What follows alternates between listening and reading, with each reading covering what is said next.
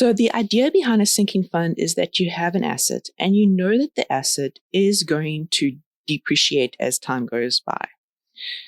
Basically, it's going to get old, it's going to get broken, things like that, which means you have costs involved in either maintaining this asset or in replacing it when it reaches a certain point in its lifespan. And so the sinking fund is a fund to prepare for these kind of conditions. So what you do is you evaluate the replacement cost of the asset. And then you think about the fact that at a certain point in its life, you can sell it and it'll be worth something. There will be a book value associated with it, which we refer to as its scrap value. And then we go, okay, well, in the sinking fund, we need the replacement cost minus the scrap value.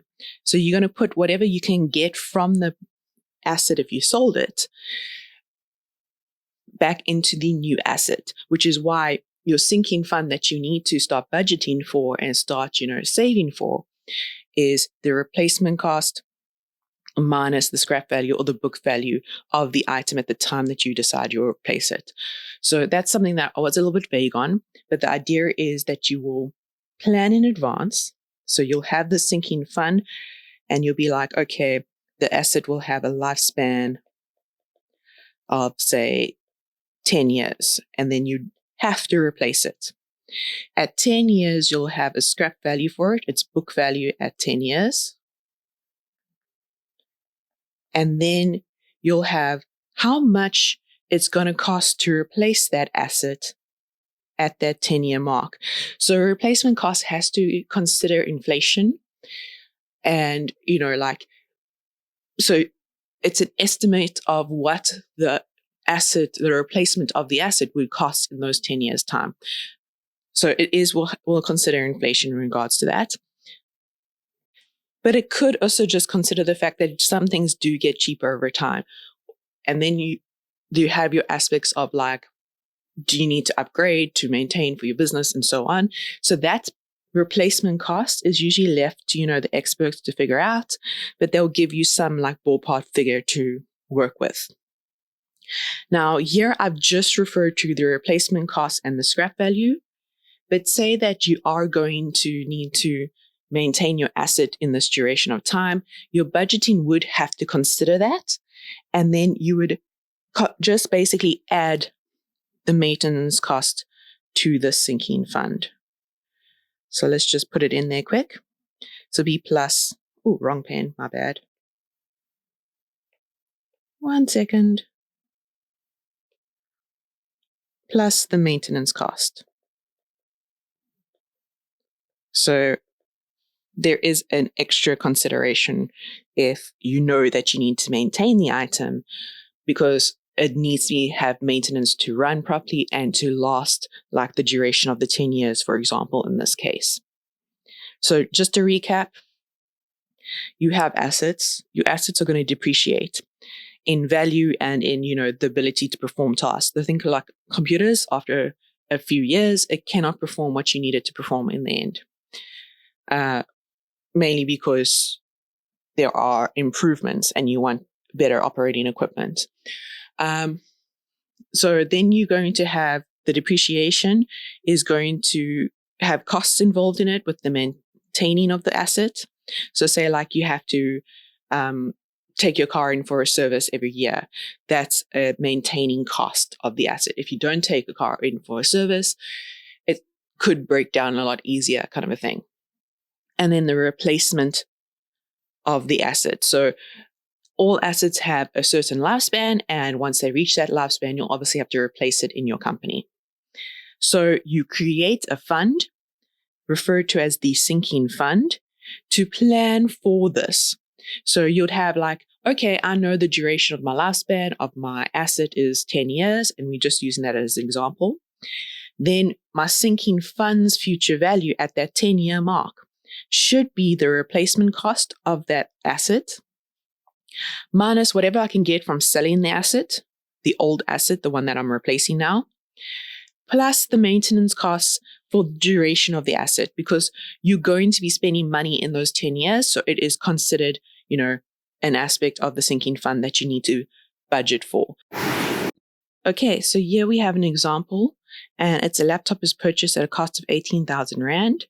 The lifespan of the laptop is 4 years. Thereafter, the laptop needs replacing. The estimated replacement cost is 32,000. It is also estimated that the laptop depreciates at 13% per annum compounded annually. Establish a sinking fund to replace the laptop in 4 years' time. Here it says the sinking fund, the monthly deposits will be made into the fund at 11% per annum compounded monthly.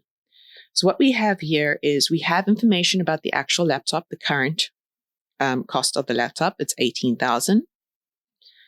So when we're considering all our calculations, when we do our sinking fund, remember, it's the replacement costs. It's the scrap value or the book value of the item at that time. And then it's also maintenance. Here we don't maintain our laptop for this example. And that gives us our sinking fund's future value. So I write them in columns there with the fact that it goes through. You have replacement costs minus the scrap value gives us the sinking fund. So I put them in columns so I can do the working out so I can get the sinking fund's value. Now, for replacement costs, often you will only be told that the original item's cost is going to inflate by a certain percentage. But here, they actually tell us that the estimated replacement cost is 32,000. So we're a little bit lucky on this example. They tell us what the replacement cost is. Often we'll have to work it out. Okay. Then we have the scrap value of the item. So we know that the present value of the item is 18,000. And we need to see, well, how is it going to depreciate? So it says here, it is also estimated that the laptop depreciates at 13% per annum compounded annually. So we have an IY, and I'm doing this using my financial calculator. So I'm just going to write what I input into my financial calculator. IY is minus 13. And our CY in this case is 1. We don't have any payments because it's not an annuity, it's just a compound interest. So our PY can just match our compounding. And we know then that the N, which is the 4 years, can remain like that because our PY and our N need to coincide. And at this point, we can then solve for our future value of the item at that N is equal to 4. And if we go ahead and solve this on our financial calculators, remember, if you're not clear on how to use your financial calculator for compound interest, please go back to the compound interest videos. So in this case, the scrap value is going to be minus 10,312.16. And then you're going to store this because you need it for your sinking fund. So you're going to store it, and I'm just going to store it in the first variable on my financial calculator. So store MRT. Now I know that my sinking fund, the future value of it, is equal to the replacement cost, so the 32,000, minus the scrap value, which is the 10,312.16. But once again, we don't like to introduce round of errors unnecessarily. So we're going to use recall and AMRT. And we also just going to note the fact that when we did this, it came up as a negative, which means it's coming up as a negative right now, and we need it to be subtracted. So the quickest way to just look at it when I just write it here would be to just add a plus minus to make sure it's positive. Or you can actually go ahead and recognize the fact that it is negative there. So you could have just put the 32,000 plus recall AMRT to get your future value of your sinking fund. And the future value of your sinking fund is going to be 216.87.84. But again, you're going to store this on your calculator. So you're going to store it in variable B to use for the rest of your calculations. So now you have the future value of your sinking fund. You need to determine the monthly deposits necessary if the fund is at 11% per annum compounded monthly. So we have IY, that's 11, and it's compounded monthly, so CY is 12. We're also going to be making the monthly deposits. So remember there it says monthly deposits. So we're going to have PY is equal to 12. So our N, which was 4 years, needs to be changed into months. So 4 times 12. And we know that our present value for the sinking fund, I'm just moving this up a bit so we can see more information here. Our present value is 0. So when we start our sinking fund, obviously we don't have any money in it. And we want to find out what are the payments that we want to put into it to get to that future value that's sitting over there. So we go ahead and we can do that on our financial calculators as well. And we're going to get minus 361.73, which means our monthly deposits are going to be R361.73. And once again, if you are having trouble typing it into your financial calculator, don't forget to go watch the videos on annuities for this one, because this is an annuity that is occurring. But if you do want the recipes for putting it into your financial calculator, you can hang on for a second. Otherwise, you can skip to the next example. So for the scrap value one, it is second function CA. That's your stage 1. You always clear your information. Then second function PY, 1, enter. CY and PY are the same, so you shouldn't have to do anything, but I'm just checking and then clearing my screen. And then stage 3 is just going to be putting in all our information. So don't forget, because you are putting in a minus, it's minus 13 with the plus minus button, IY, 4N, 18,000 PV. And if you've been using payments and stuff a lot on your calculator and you haven't gotten into the habit of clearing it properly yet, you can always put in a 0 PMT to ensure that you don't have any of the residual information hanging on and compute the future value. So this part isn't necessary, but if you're not clearing your calculator correctly and you have, like from previous calculations, annuity information, it can cause issues. So this is just like an in case you're not using your second function CA very well. Okay, and then for the recipe for your financial calculator for the sinking fund annuity, it's also second function CA. 1, it's then second function, and here we have our PY is 12, remember? So it's sitting over there, it's 12. And then we're going to change our CY to 12. Okay, it should be 12 anyway because the default are the same. So we can check and then just clear. So stage 2 is done.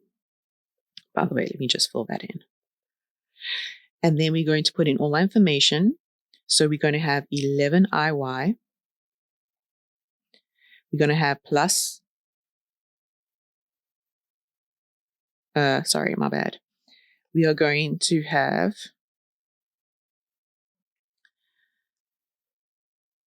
21687.84 for our future value. But remember, we're going to recall it.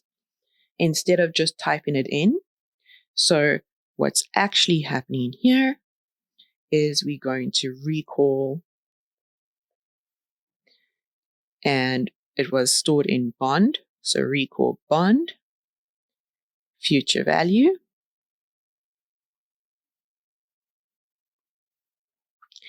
And our PV is 0. We don't have to put in PV is equal to 0. But again, if you're not clearing your information correctly, it's a safe bet to just put it in.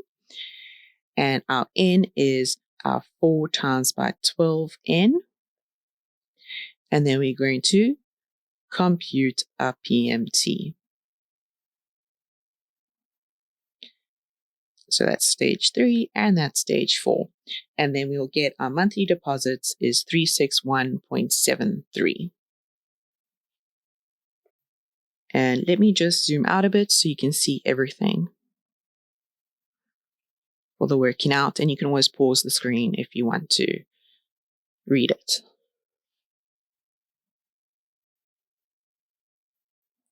So in this example, we have an asset is purchased at 150,000. It needs a replacement in 15 years' time, and the asset depreciates at 9% per annum effective, and the replacement cost increases at 4.5% per annum effective. There are necessary maintenance costs, which are estimated to be at 750 Rand to ensure the life term of 15 years. And we're going to determine the monthly deposits necessary to effect this replacement if the fund will earn a 16% per annum compounded monthly interest. So in this case, we have the replacement cost. Let's write that down. We have the scrap value of the item or the book value at that time.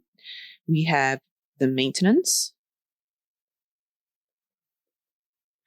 And this will give us our sinking fund's future value. So let's just do it like that. A little bit weird, but you get the point from me. There we go. Sinking fund. So we're going to have the 4 columns of information. And the reason why I do it like this is because it's replacement costs minus the scrap value plus the maintenance cost gives us the sinking fund. So let's just fill that in quick. So replacement costs minus the scrap value plus the maintenance costs equals the sinking fund.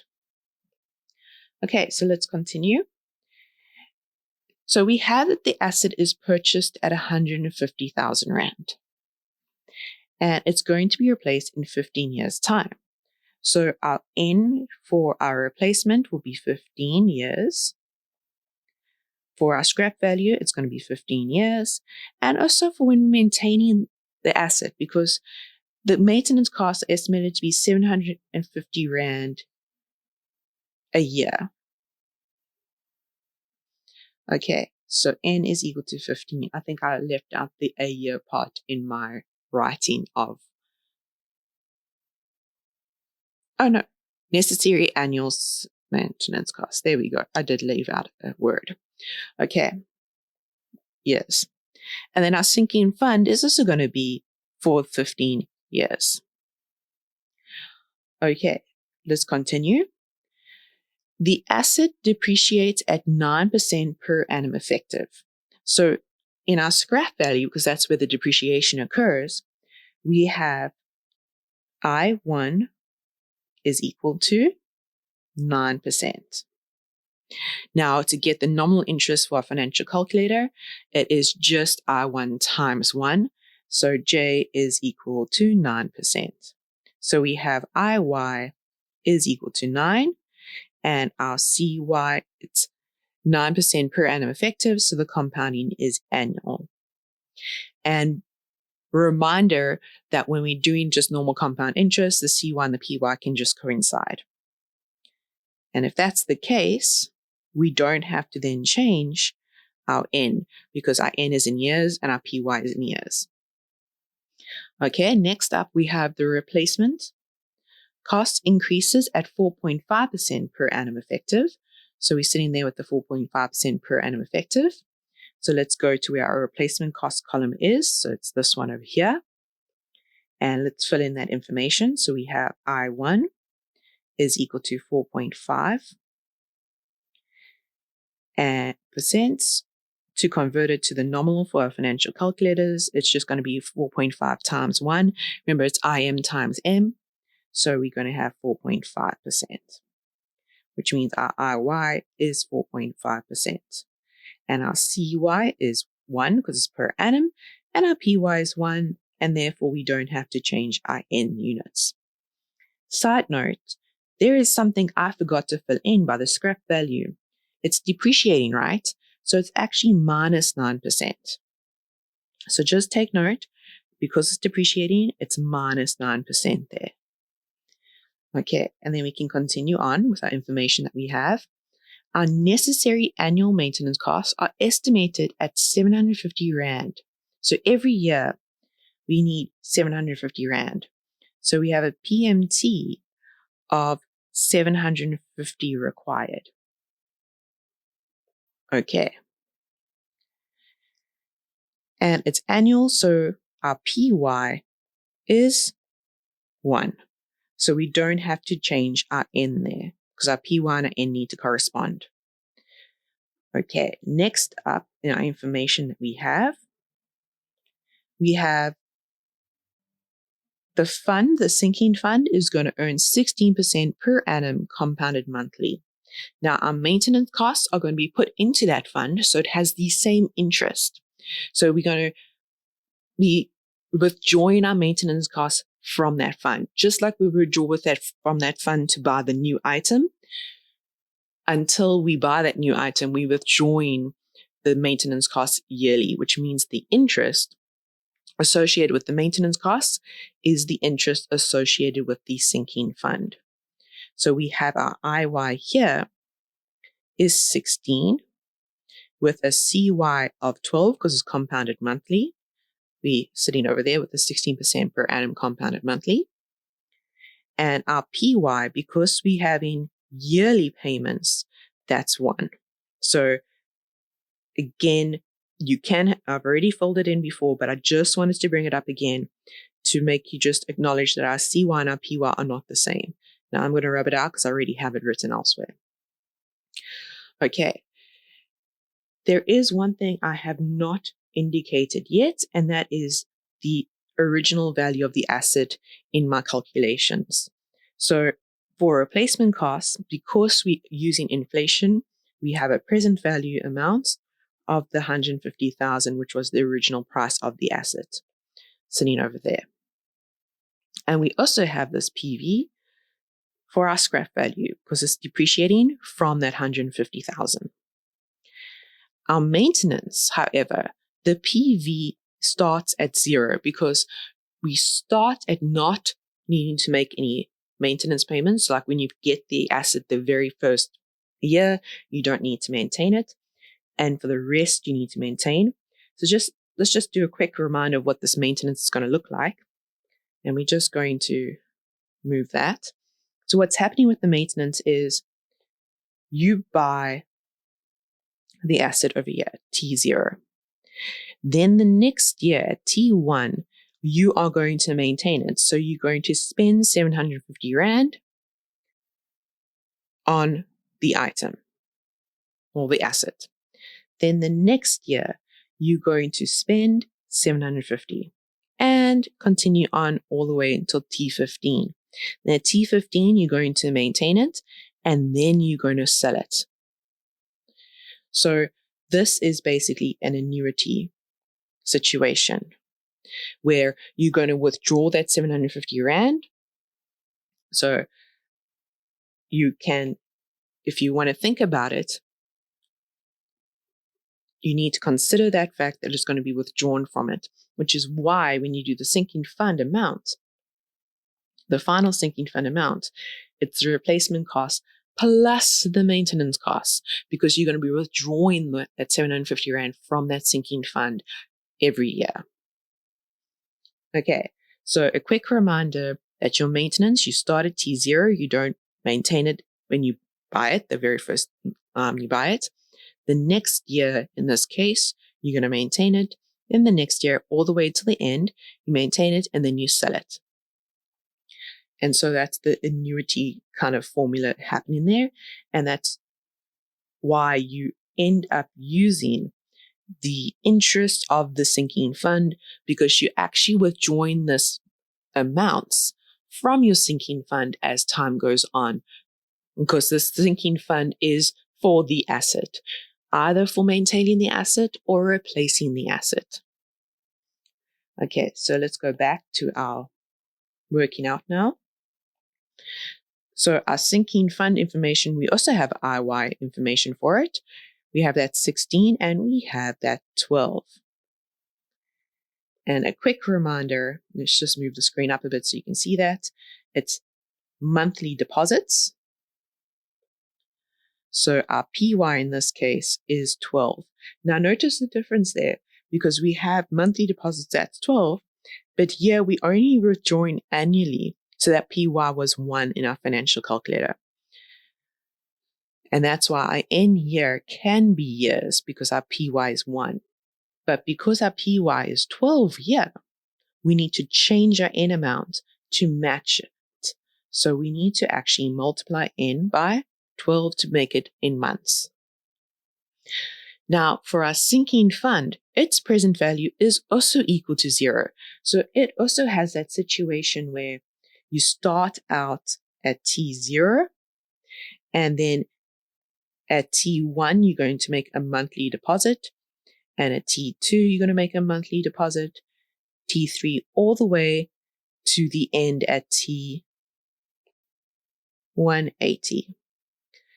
You're going to have a monthly deposit. And then you're going to have that future value amount, which is that sinking fund value that we get from the replacement costs minus the scrap value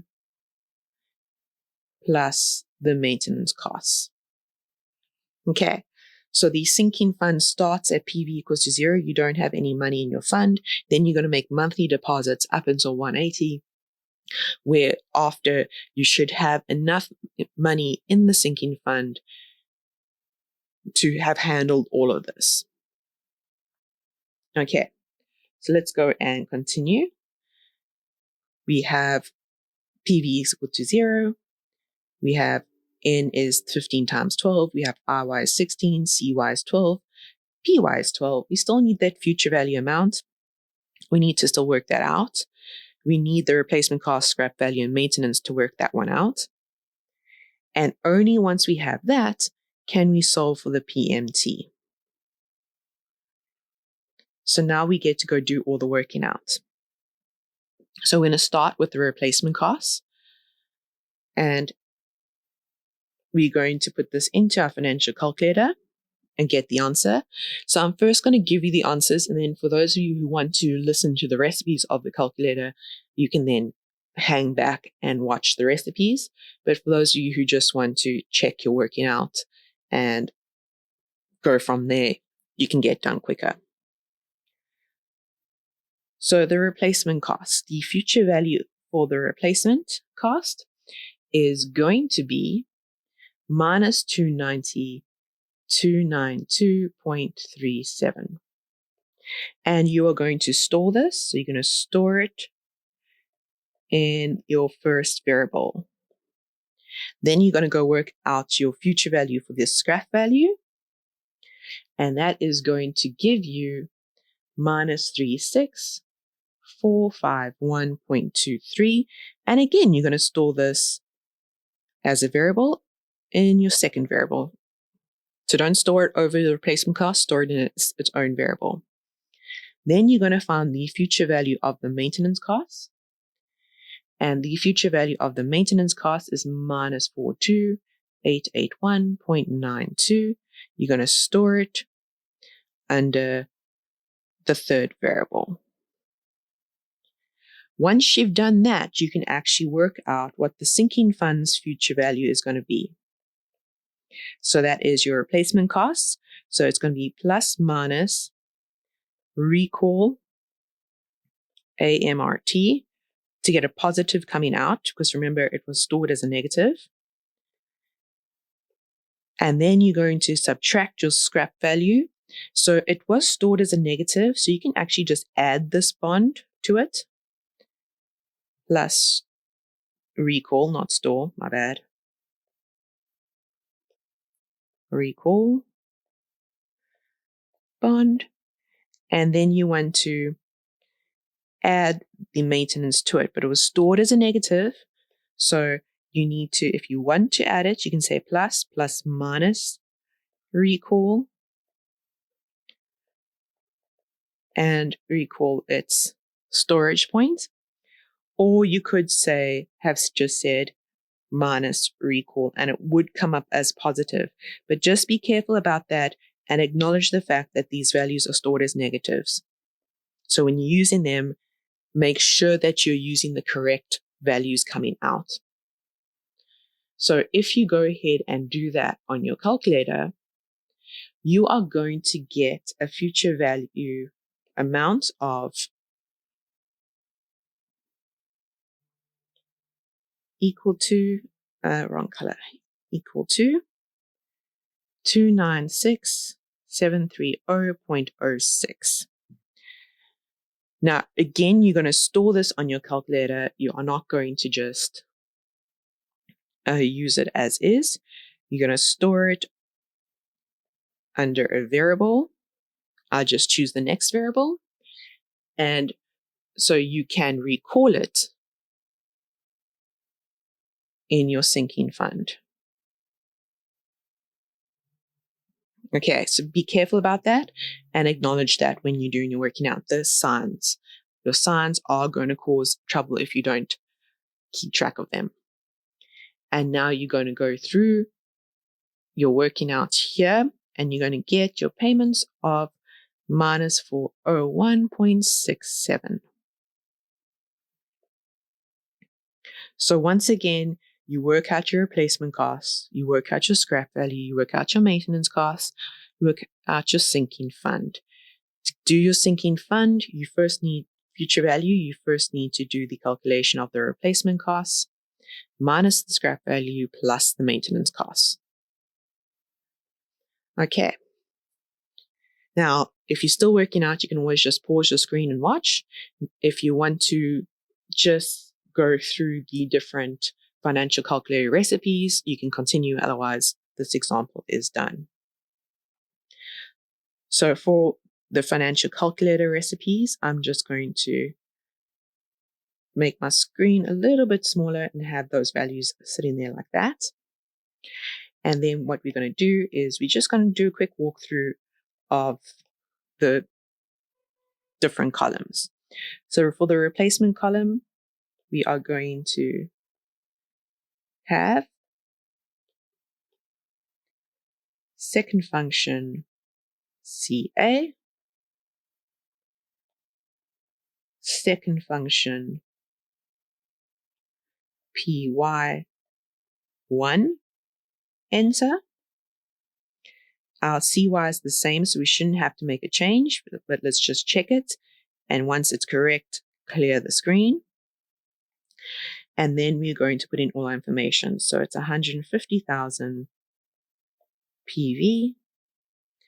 It's 4.5 IY. It is 15N. And now at this point in time, you don't have payments, but if you're not that great at clearing your calculator, I would just, put in a 0 PMT just as an in case factor. And then stage 3 is done. So we can move on to stage 4, which is just compute the future value. And then we get our minus 290,292.37. Our scrap value one is pretty much the same. We will have our second function, CA. So we're going to clear our information, which is stage 1. Stage 2 is putting in our compounding periods and payment periods. So this is just CY and PY corresponds. So PY is equal to 1. and enter. We can check it and then clear it by just the screen. Not everything. So stage 2 is done. Then we're going to put in our information again. So that's 150,000. PV. It is -9. So it's plus minus 9 IY. And then it's going to be 15N. And once again, you don't have to put this in, but if you're not sure that you cleared your cash flows correctly, I would just put it in as 0 PMT. And then we finish stage 3 and we can compute our PV, our FV, sorry. And then we get our -26451.23, and we store it on our calculator as well. So just a quick reminder, you would have had STO AMRT directly after this one, and you would have STO bond after this one. Okay. The third one is the maintenance costs. So that's going to be second function CA. You're going to put in your compounding periods, second function, PY is 1, and enter. Our CY now is different. So when you push down, we have to update it. So we say 12, and then we say enter. And then we clear our screen. Then we're going to put in our information. So we have 0 PV. We have 16 IY. We have 15N. We have 750 PMT. And now we're going to compute our future value and store it under a variable DPR. Okay, so just a quick reminder on that one, because our 1 and our 12 aren't the same, we need to update it. And now we finally almost at the last one. We first have to work out the future value amount for the sinking fund. So we have to do this part here. So that's already in the financial calculator formula, so I'm not going to repeat it. We're just acknowledging that it's stored as BRKV, or whichever variable you're going to want it to store it as. And now we're at the point where you can find the monthly payments. So again, second function CA. We're going to have second function PY, and this time it's 12 ENT. Then it's pushed down, and it's going to be 12. We shouldn't have to make a change, so we can just clear our screen. Then we put in all our information. So remember, our N is 15 times 12. Then we push N. Our PV is 0. We shouldn't have to put it in, but let's just put it in for safety's sake, in case you're not that great at clearing your information. Then we're going to have 16 IY. And we're going to say recall BKRV FV. And then we're going to, that's the end of stage 3.